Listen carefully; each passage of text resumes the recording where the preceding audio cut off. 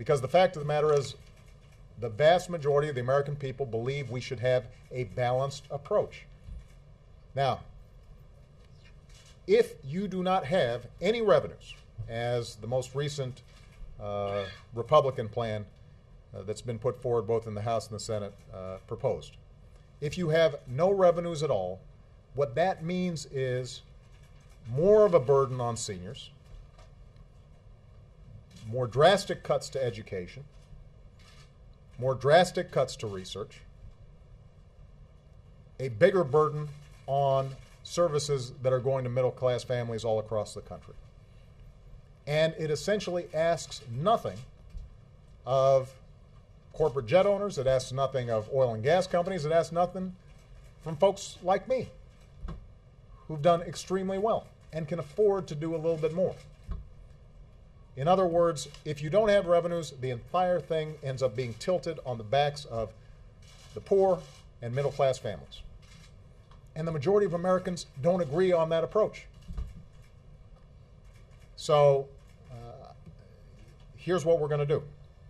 We have now run out of time.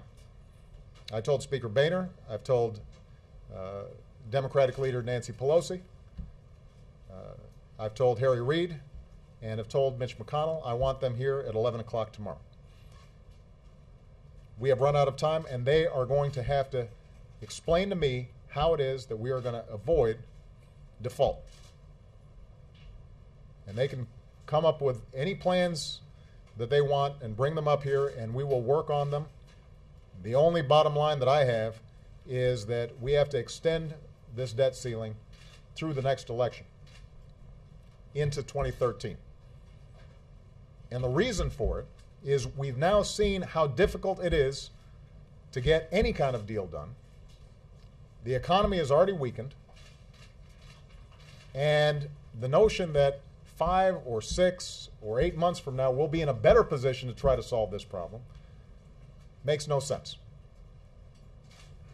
In addition, if we can't come up with a serious plan for actual deficit and debt reduction, and all we're doing is extending the debt ceiling for another 6, 7, 8 months, then the probabilities of downgrading U.S. credit are increased, and that will be an additional cloud over the economy and make it more difficult for us and more difficult for businesses to create jobs that the American people so desperately need.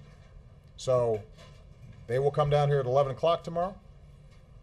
I expect them to have an answer in terms of how they intend to get this thing done over the course of the next week. The American people expect action.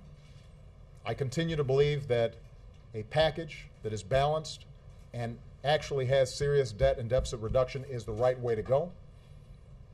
And the American people, I think, are fed up with political posturing and an inability for politicians to take responsible action as opposed to dodge their responsibilities.